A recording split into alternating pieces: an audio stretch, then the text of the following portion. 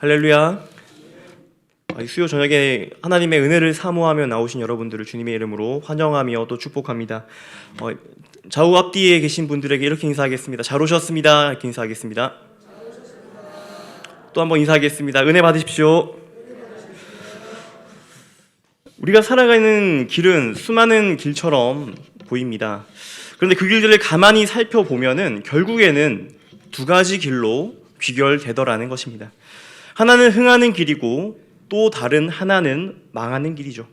성경에 보니까 이것을 생명으로 인도하는 좁은 문과 그리고 멸망으로 인도하는 넓은 문으로 표현합니다. 그럼 사람이 어떻게 흥하고 또 어떻게 하면 망하게 될까요? 다들 이미 아시겠지만 흥하고 망하는 것은 하루아침에 되는 것이 아니죠. 그 뒤에 오랜 과정들, 어떤 사이클, 즉 순환의 그 삶에 들어가 있습니다. 우리 모두에게는 삶의 사이클이 있습니다. 삶은 이 사이클들이 반복되는 것이죠. 사사기 역시 이스라엘 백성들의 삶을 하나의 사이클, 즉 순환으로 표현하고 있습니다. 이것이 우리가 오늘 읽은 사사기 전체의 주제이며 또 핵심입니다. 이스라엘 백성들이 처음에는 여호와를 잘 섬기다가 어떻게 됩니까? 우상 숭배에 빠지게 됩니다. 그러다 결국은 다른 민족의 지배를 받고 침략을 받습니다. 또 그 생활이 너무나 힘이 드니까 어떻게 합니까? 하나님께 부르짖습니다. 또 그렇게 그 하나님께서 또 이스라엘 백성들을 불쌍히 여기셔서 사사를 보내시고 이스라엘 백성들을 구원해 내십니다. 그리고 한동안은 여호와를 잘 섬기는 것처럼 보이다가 또 어떻게 합니까? 다시 우상 숭배하는 죄를 범합니다. 그리고 다시 그들이 다른 민족으로부터 침략을 받으면 또 부르짖고 또 그것이 반복되는 것이 바로 이 사사기의 역사입니다. 이런 패턴이 계속해서 반복되는 것이 바로 사사기죠. 이것이 한 해, 두 해만 그런 것이 아니라 사사기 전체의 330년 동안 이것이 반복되어 왔습니다. 오늘 본문은 사사기의 서론으로서 이 패턴을 잘 함축적으로 나타내고 있는 본문입니다. 그런데 이 사이클은 이스라엘 백성들 뿐만 아니라 오늘날 우리가 지금 이 시대를 살아가고 있는 우리 역시도 이것이 해당되는 말씀이라는 것입니다. 그렇게 오늘 이 말씀을 통해 스스로의 삶을 점검하시는 귀한 시간 되시기를 주님의 이름으로 축복합니다. 먼저 이 사이클을 한번 살펴보도록 하겠습니다. 11절과 13절 사이에 이 사이클의 첫 번째 패턴이 나타납니다. 그거 무엇입니까? 바로 우상 숭배입니다. 죄를 짓는 것이죠. 사사기 2장 11절은 이스라엘 자손이 여호와의 목전에 악을 행하며 바알들을 섬기며라고 이스라엘의 우상 숭배를 짤막하게 표현하고 있습니다. 그런데 이 표현이 사사기 전체에 총 몇 번이 나올까요? 총 6번이나 등장하고 있습니다. 이것이 무엇을 말씀하고 있습니까? 하나님의 곁을 떠나서 죄를 범한 것이, 우상 숭배를 한 것이 어쩌다 한 번 한 것이 아니라 습관적으로 이스라엘 백성들이 저질러 오던 죄악된 죄들이라는 것이죠. 모세가 죽고 나서 여호수아의 인도를 받아서 가나안 땅에 들어갑니다. 그토록 가고 싶던 그 가나안 땅에 무사히 들어가게 되었습니다. 그런데 이 여호수아마저 죽게 되니까 어떻게 됩니까? 곧바로 하나님을 떠나서 다른 신들을 섬기는 모습을 볼 수가 있습니다. 불과 얼마 전까지만 해도 하나님께서 매일 주시는 만나와 메추라기를 먹었습니다. 불과 불기둥과 구름기둥으로 이스라엘 백성들을 인도하시는 것을 그들이 체험하고 경험했습니다. 그리고 그들의 옷과 신발이 헤어지지 않았습니다. 그리고 그들이 목마를 때는 반석에서 물을 마셨습니다. 그리고 어떠한 강력한 민족들이 이스라엘 백성들을 공격해와도 하나님께서 승리하게 해주셨습니다. 그런데 그런 하나님을 이스라엘 백성들이 바로 배반한 것입니다. 약속의 땅에 들어온 사람들이 어떻게 이런 행동을 할 수 있겠습니까? 도저히 우리의 상식으로는 이해할 수 없는 것처럼 보입니다. 그런데 참으로 충격적인 일이지만 이것이 우리의 삶에도 동일하게 이 패턴이 적용되더라는 것입니다. 그렇게 이 사사기의 이야기는 비단 이스라엘 백성들의 이야기뿐만 아니라 바로 우리의 이야기이며 우리 삶에 가장 밀접하게 드러나 있는 치부를 잘 나타내고 있습니다. 구원을 받아서 가나안 땅에 들어갔지만 우리도 조심하지 않으면 이스라엘 백성들처럼 우상을 숭배하며 죄악을 계속해서 반복하며 살아갈 수가 있습니다. 왜 이러한 일이 일어났을까요? 무엇보다 우리가 하나님의 은혜를 망각했기 때문입니다. 그들이 갈라진 홍해를 건너고 광야를 지나서 약속의 땅에 들어오고 나서 처음 얼마 동안은 하나님께 감사하며 감격해야 하며 하나님을 기쁘시게 해드립니다. 그러나 그 시간이 지나고 나서 세월이 흘러가면서 서서히 그 하나님의 은혜를 망각하게 되더라는 것이죠. 차츰차츰 감동이 사라졌습니다. 만나와 메추라기를 먹었던 것이 너무나 이제 실증이 납니다. 불기둥과 구름기둥이 너무나 당연스럽게 여겨집니다. 감격하지 않습니다. 은혜를 잊어갑니다. 이것이 바로 문제입니다. 그래서 우리가 바로 예배를 드립니다. 예배가 무엇입니까? 하나님의 은혜를 기억하는 것이 바로 예배이죠. 구원의 감격 속에서 다시 한번 그 깊은 감격으로 빠져들어가는 것이 예배입니다. 오늘 본문 사건이 있기 전 사사기 2장 5절 말씀에 보시면 복임이라는 곳에서 예배를 드리는 장면이 나옵니다. 그때까지만 하더라도 그래도 이스라엘 백성들의 영적인 상태는 괜찮았습니다. 하지만 그 후에 여호수아가 죽고 또 그들은 하나님께 예배했다라는 그런 본문은 나오지 않습니다. 예배하는 것을 잊어버렸습니다. 그렇게 되니 어떻게 됩니까? 10절 말씀을 같이 한번 읽도록 하겠습니다. 시작.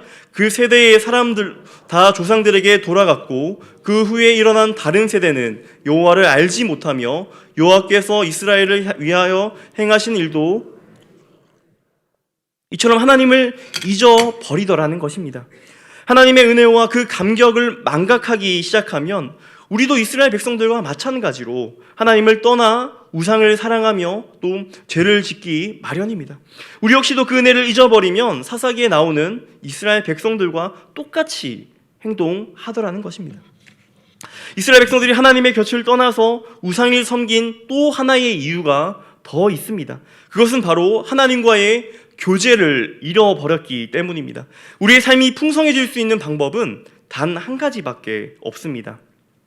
그것은 물질이 많아져서 우리의 삶이 윤택해지고 우리의 삶의 질이 보다 더 업그레이드 되는 것이 아닙니다. 우리의 삶이 풍성해질 수 있는 유일한 방법은 생명 되신 주님과 끊임없이 교제하는 것일 줄 믿습니다. 물론 성도 간의 교제도 중요합니다. 하지만 성도 간의 교제는 그 한계가 분명합니다. 제대로 된 신앙인으로 자라나기 위해서는 생명 되신 우리 주님과 항상 깊이 있는 교제를 해야 합니다. 그래서 예수님 역시 우리에게 한 가지 비유를 들어서 설명해 주십니다. 요한복음 15장 4절과 6절 말씀 같이 한번 읽도록 하겠습니다. 시작. 내 안에 거하라 나도 너희 안에 거하리라. 가지가 포도나무에 붙어있지 아니하면 스스로 열매를 맺을 수 없음같이 너희도 내 안에 있지 아니하면 그러하리라. 사람이 내 안에 거하지 아니하면 가지처럼 밖에 버려져 마르나니 사람들을 그것을 모아다가 불에 던져 사르느니라. 하나님과 교제하지 않는 사람들은 포도나무에 떨어져서 밖에 떨어져 나간 가지와 같다라고 하나님은 말씀하고 있습니다. 이스라엘 백성들은 가나안에 들어갔지만 하나님의 그 은혜를 잊어버리고 그분과의 교제를 소홀히 한 결과가 어떻습니까? 결국 하나님을 떠나서 이방신으로 향해서 전속력으로 달려가더라는 것입니다. 구원받았다 하는 우리 역시도 마찬가지입니다. 십자가의 은혜로 하나님의 자녀가 되었다라고 자부하지만 매일매일 생명 되신 예수님께 붙어있지 않는다면, 하나님과 깊이 교제하지 않는다면, 기도하지 않는다면, 말씀 속에 거하지 않는다면 우리 역시도 말라 비틀어질 수밖에 없는 존재라는 것입니다. 하나님과 교제하지 않는다면 나도 모르게 세상이 더 좋고 세상이 주는 즐거움이 더 즐겁고 내 마음대로 사는 것이 더 기뻐서 내 방식, 내 뜻대로 살아갈 수밖에 없는 것이 바로 우리 인생들이더라는 것입니다. 그렇게 하나님을 떠나 우상을 택했습니다. 죄를 선택하고 나니 그 다음에 오는 사이클이 무엇이죠? 두 번째 패턴은 바로 노예 생활입니다. 사사기 2장 14절 말씀입니다. 같이 한번 읽도록 하겠습니다. 시작. 여호와께서 이스라엘에게 진노하사 노력하는 자의 손에 넘겨주사 또 주위에 있는 모든 대적의 손에 팔아 넘기심에 그들이 다시는 대적을 당하지 못하였으며, 하나님을 떠난 결과는 과거나 현재나 미래나 언제나 노예 생활입니다. 구원받은 백성이라고 할지라도 하나님을 떠나서 죄를 범하게 되면 죄의 노예가 되고 맙니다. 우리는 죄를 지을 때 늘 이번 한 번만이라고 생각들을 많이 하시죠. 하지만 지난 인생을 한번 돌이켜 보십시오. 한 번으로 끝난 죄가 어디 있습니까? 천만에요. 한 번으로 그치는 죄는 이 세상 그 어디에도 없습니다. 저나 여러분이야 죄를 한번 짓기 시작하면 결국에는 죄의 종로를 타게 되고 죄의 노예가 되고 맙니다. 그래서 로마서 6장 16절 말씀은 이렇게 말합니다. 너희 자신을 종으로 내어주어 누구에게 순종하든지 그 순종함을 받는 자의 종이 되는 줄을 너희가 알지 못하느냐? 혹은 죄의 종으로 사망에 이르고 혹은 순종의 종으로 의에 이르느니라. 결국 죄의 종이 되어서 사망에 이르고 만다라고 사도 바울은 말씀하고 있습니다. 하나님을 떠나 우상을 섬기게 되면은 비참한 노예 생활이 기다릴 뿐이고 그 결과는 죄악 가운데 비참한 삶이 기다리고 있다는 것입니다. 이스라엘 백성들도 역시 마찬가지였습니다. 하나님을 떠나 노예가 된 이스라엘 백성들은 심한 괴로움을 당했습니다. 비참한 삶을 살았습니다. 그러자 이제 너무나 괴로워서 잠깐 정신을 차리고 누구를 찾습니까? 바로 하나님을 찾게 됩니다. 그들이 하나님께 부르짖었다는 직접적인 언급은 우리가 오늘 읽었던 본문에는 나타나 있지 않지만 이것을 시사해주는 구절이 있습니다. 바로 18절 말씀인데요. 18절 말씀 같이 읽도록 하겠습니다. 시작. 여호와께서 그들을 위하여 그 사사가 사는 날 동안에는 여호와께서 그들을 대적의 손에서 구원하셨으니 이는 그들이 대적에서 압박과 괴롭게 함을 받아 슬피 부르짖음으로 여호와께서 뜻을 돌이키셨. 이스라엘 백성들이 하나님을 향해 부르짖자 자비로우신 하나님께서는 다시 한번 이스라엘 백성들의 그 음성을 들으십니다. 이처럼 하나님은 언제나 우리의 기도에 들으시고 또 응답하십니다. 우리가 죄를 지어서 잘못된 길을 가고 있다 할지라도 회개하고 다시 한번 간절히 하나님을 찾게 되면은 반드시 우리를 돌이키시고 또 우리를 받아주십니다. 이스라엘 백성들이 여기서 그쳤더라면, 여기가 그들의 인생의 결론이었더라면은 얼마나 좋았겠습니까? 그러나 그들은 그렇게 하지 못했습니다. 구원을 받고 난 후에 얼마 잠시는 다시 여호와를 섬깁니다. 그러나 얼마 가지 않아 다시 한번 우상을 찾더라는 것입니다. 그리고 어떻게 됩니까? 다시 노예 생활 가운데, 그 고통 가운데, 고난 가운데 들어가는 모습을 볼 수가 있습니다. 그런데 여기에 더 큰 문제가 있습니다. 어떤 문제일까요? 그들의 상태가 점점 더 악화되더라는 것입니다. 처음에는 우상을 한 50 정도 섬겼더라면 그 다음에 60 정도, 그 다음엔 70 정도로 이것이 점점 더 악화되고 점점 더 우상을 더 사랑하고 죄악을 더 사랑하더라는 것입니다. 얼마나 가슴 아픈 일입니까? 그래서 신학자들은 이 사사기 전체를 멸망의 사이클이라는 별칭을 불려서 부르고 있습니다. 그렇다면 오늘 이스라엘 백성들이 이 불행하며 이 비참한 이야기를 우리에게 들려주고 계신 이유가 무엇일까요? 그것은 바로 이것을 읽는 자들, 즉 우리들이 깨닫고 이 멸망의 사이클 가운데서, 이 죄의 순환 가운데서 벗어나라는 하나님의 일종의 경고인 것입니다. 너희는 이렇게 살지 마라. 이 죄악의 사이클에서 반드시 벗어나라라고 하나님께서는 지금도 우리에게 말씀하고 계신 것입니다. 그럼 어떻게 하면 이 불행한 사이클에서, 어떻게 하면 이 멸망의 사이클에서 벗어날 수 있겠습니까? 먼저 죄에 대한 태도입니다. 이 죄 자체를 가볍게 여겨서는 절대로 안 됩니다. 이 말이 무슨 말입니까? 하나님 앞에서 죄 자체만을 깊이 놓고 회개해야 한다는 것입니다. 여러분은 죄를 어떻게 생각하고 계십니까? 죄를 짓고 나서 어떻게 하고 계십니까? 혹시 죄를 짓고 나서 그 죄의 결과, 죄의 형벌만을 피하려고 하시지는 않습니까? 죄 때문에 맞게 될 결과가 두려워서 그 힘든 고통을 피하기 위해서 부르짖고 계시지는 않습니까? 오늘 본문의 이스라엘 백성들은 그렇게 했습니다. 죄를 지어서 고난이 찾아오면 제발 내 앞에 닥친 이 고난만 피하게 해달라고 부르짖었던 것이 바로 이스라엘 백성들이었습니다. 예를 들어서 어떤 사람이 7계명, 즉 간음하는 죄를 범하였습니다. 부인을 놔두고 다른 여인을 탐했습니다. 그럼 어떻게 됩니까? 죄를 지었기 때문에 하나님 곁을 떠나게 됩니다. 죄의 노예가 됩니다. 잠시 쾌락을 누리는 것 같지만 그 결과는 언제나 같습니다. 사랑하는 자녀들은 멀어지고 가장의 권위는 곤두박질 칩니다. 불명예스럽고 수치스럽습니다. 가정이 파괴되고 사랑하는 아내와의 그 관계는 깨어져 버리고 맙니다. 이러한 고난의 폭풍이 닥쳐오면은 그 누구라도 하나님을 찾기 마련입니다. 하나님께 부르짖습니다. 하나님 구해주세요. 제발 이러한 상황으로부터 다시 건져주신다면 이 죄를 짓지 않겠습니다. 다시 똑같은 죄를 범하지 않겠습니다라고 기도하는 것이 대부분일 겁니다. 그러나 대부분의 경우는 이런 회개는 당장 눈앞에 있는 고난을 피하기 위한 것입니다. 죄 자체를 깊이 뉘우치는 회개가 아니라는 말씀입니다. 이런 회개는 근원적인 해결책이 되지 못합니다. 두려움에 쫓겨서 하는 회개는 진정한 회개가 아닙니다. 면피하듯이 하는 회개는 진짜 회개가 아니라는 말씀입니다. 이런 식으로 회개한다면 고난이 지나고 또 평안한 시간이 오고 또 죄를 지을 수 있는 상황이 내게 닥친다면은 또 똑같은 죄를 반복하더라는 것입니다. 사사기의 이스라엘 백성들이 그러했던 것처럼요. 이스라엘 백성들은 한 번의 범죄에 그치지 않고 더 깊은 멸망의 사이클로 더 치달아 갑니다. 수없이 회개하면서도 정작 이스라엘 백성들의 그들의 삶은 변화된 것이 하나도 없습니다. 달라지지 않았습니다. 왜일까요? 그들은 단지 고난이 두려웠기 때문에, 다른 민족들의 침략과 압제가 두려웠기 때문에 하나님께 부르짖었을 뿐입니다. 그런데 진정으로 그들은 회개하지 않았던 것입니다. 그렇게 우리가 이 멸망의 사이클에서 벗어나려면 반드시 근원적으로 죄와 맞닥뜨려야 합니다. 죄를 가지고 하나님 앞에 나아가야 합니다. 그리고 어떻게 해야 합니까?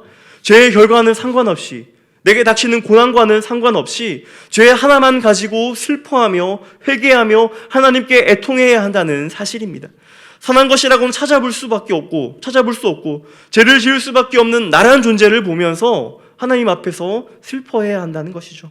아버지의 회초리가 무서워서가 아니라요, 십자가의 은혜와 그 사랑 때문에 회개하는 역사가 일어나야 합니다. 그래서 진정으로 회개하는 사람들에게는 이러한 고백이 그들에게 입술에서 나옵니다. 제가 하나님과 사람들 앞에 죄를 범하였습니다. 하나님, 제가 하나님 앞에서는 회개하고 돌이켰지만 사람들에게는 씻을 수 없는 그런 상처를 주었습니다. 죄의 결과를 피하지 않겠습니다. 제가 지은 죄 안에서 오는 그 결과들을 온전히 외면하지 않고 제가 다 받아들이겠습니다. 그리고 다시는 이 죄를 범하지 않겠습니다. 이런 고백을 하는 자들이 진정으로 회개한 자들입니다. 누구나 실수를 하기 마련입니다. 누구나 죄를 짓기 마련입니다. 죄를 짓지 않는 사람이 이 세상 어디 있겠습니까? 그렇기 때문에 죄에 대한 아무런 경각심 없이, 거룩에 대한 열망 없이, 영적 전쟁에 대한 경각심 없이 그냥 하루 이틀을 시간을 죽이듯 보내다 보면은 우리 모두가 이스라엘 백성들과 똑같은 사이클을 돌기 마련입니다. 더 깊고 깊은 멸망의 사이클로 치달을 수밖에 없습니다. 이 멸망의 사이클을 완전히 벗어나기를 원하신다면 죄의 결과만 벗어나려는 것이 아니라 죄로부터 완전히 돌이키셔야 한다는 사실입니다. 진정으로 회개해야 한다는 사실입니다. 죄가 싫어져야 합니다. 고난이 두려워서가 아니라요, 죄 자체가 싫어서 애통하며 회개해야 한다는 사실입니다. 나 같은 죄인을 살리시려 그 모든 것을 내어버리신 주님을 생각하며 그 은혜를 기억하며 다시 한번 엎드려야 한다는 사실입니다. 그럼 과연 우리가 이 죄에 대하여 우리가 어떻게 살아갈 수 있겠습니까? 성경은 분명 이것에 대해서 말씀하고 있습니다. 성경은 분명히 로마서 6장 2절 말씀 같이 읽도록 하겠습니다. 시작. 그럴 수 없느니라 죄에 대하여 죽은 우리가 어찌 그 가운데 더 살리오. 무슨 말입니까? 신분상 이미 우리는 죄 가운데 죽은 자라고 성경은 선언하고 있습니다. 죄에 대하여 죽은 자입니다. 죄에 대해서 죽은 자가 어떻게 죄에 대해서 반응할 수 있겠습니까? 그러므로 이제 우리는 죄에 대하여 죽은 자같이 살아야 할 줄 믿습니다. 죄가 내게 다가오려고 한다면 나는 죽었다라고 되뇌어야 합니다. 그리고 성령 하나님께 의지해야 하죠. 그리스도가 우리 안에 들어오심으로써 죄가 우리에게 다가올 때에는 이제 죄는 안 돼, 나는 죄에 대해서 죽었다라고 이 죄를 거부할 수 있는 능력이 우리 안에 생겼다라는 것입니다. 쉽게 얘기해서 죄를 거부할 수 있는 능력이 우리에게 생긴 것입니다. 이것을 로마서 8장 2절을 이렇게 표현합니다. 그리스도 예수 안에 있는 생명의 성령의 법이 죄와 사망의 법에서 너를 해방하였음이라 라고 말씀하고 있습니다. 우리는 죄의 법에서 해방된 자들입니다. 그러므로 죄의 법칙에 더 이상 순종할 필요가 없습니다.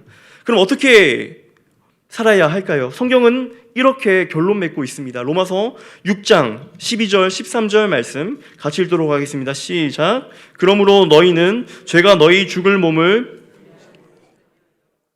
사육에 순종하지 말고 또한 너희 지체를 불의의 무기로 죄에게 내주지 말고 오직 너희 자신을 죽은 자 가운데서 다시 살아난 자 같이 하나님께 드리며 너희 지체를 의의 무기로 하나님께 드리라. 우리는 승리할 수 있습니다. 우리는 또 죄를 짓지 않을 수 있습니다. 많은 성도들이 죄를 짓고 나서 이 같은 말을 많이 얘기합니다. 마음은 원이로되 육신이 약하도다라는 이런 말들을 많이 들어보셨죠. 그런데 이런 것은 말씀을 잘못 오해하고 있는 것입니다. 우리가 진정 구원받은 자라면 우리 안에 성령께서 내주하고 계십니다. 그렇게 되면 생명의 성령의 법이 죄와 사망의 법에서 우리를 이미 해방시켜 주셨다는 말씀입니다. 그렇기 때문에 우리는 죄에 대해서 이미 죽은 자들입니다. 우리가 성령께 순종하기만 한다면, 우리가 성령님을 의지하기만 한다면 우리가 죄악 가운데서 반드시 승리할 수 있다는 사실입니다. 결국 우리를 바꾸실 수 있는 분은 하나님 한 분밖에 없습니다. 이스라엘 백성들이 죄를 짓고 노예 생활하다가 너무나 힘이 들어가지고 하나님께 부르짖었더니 어떻게 됩니까? 사사를 보내셔서 이스라엘 백성들을 구원하여 내십니다. 바로 하나님이 그들의 간구를 듣고 그들을 구원하여 내셨습니다. 자기 힘으로는, 우리의 힘으로는 나 자신을 구원할 수 없습니다. 나의 힘으로는 나의 죄악된 습관을 바꿀 수 없습니다. 이미 굳어버린 내 삶의 패턴을 바꿀 수 없습니다. 그러나 하나님께 부르짖는다면 하나님이 우리의 잘못된 삶, 우리의 죄악된 삶을 변화시킬 수 있습니다. 하나님께 부르짖는다면 이 멸망의 사이클에서 벗어날 수 있게 해주십니다. 우리는 이 땅에서 구원받고 나서 늘 죄를 짓고 또 그 죄로 인해서 종노릇하는 비참한 삶을 살 필요가 더 이상은 없습니다. 다람쥐 쳇바퀴 돌듯이 이 멸망의 사이클에서 갇혀있을 필요가 없습니다. 우리의 삶은 바뀔 수 있습니다. 비록 죄를 짓고 실수는 하겠지만 그 강도가 점점 더 약해져 갑니다. 죄를 짓지 않으려는 경향성이 우리 안에 생겨납니다. 죄를 짓는 자리가 이제 더 이상 불편해서 거의 그 자리에 있을 수가 없게 됩니다. 그리고 점점 더 그리스도의 장성한 분량까지 닮아갑니다. 이것이 바로 그리스도인의 성화된 삶이죠. 여전히 사이클 안에 있겠지만 그 사이클이 멸망으로 가는 죄악된 사이클이 아니라 하나님을 향해 달려가는 은혜와 축복의 사이클입니다. 이것이야말로 구원받은 백성들의 삶에 나타나는 진정한 그리스도인의 삶인 것이죠. 사랑하는 진교회 성도님들, 이 멸망의 사이클, 죄악의 이 순환 가운데서 벗어나서 은혜와 축복의 사이클로 살아가시는 우리 모든 성도님들 되시기를 주님의 이름으로 간절히 축복합니다. 이 시간 함께 들은 말씀을 놓고 기도하시겠습니다.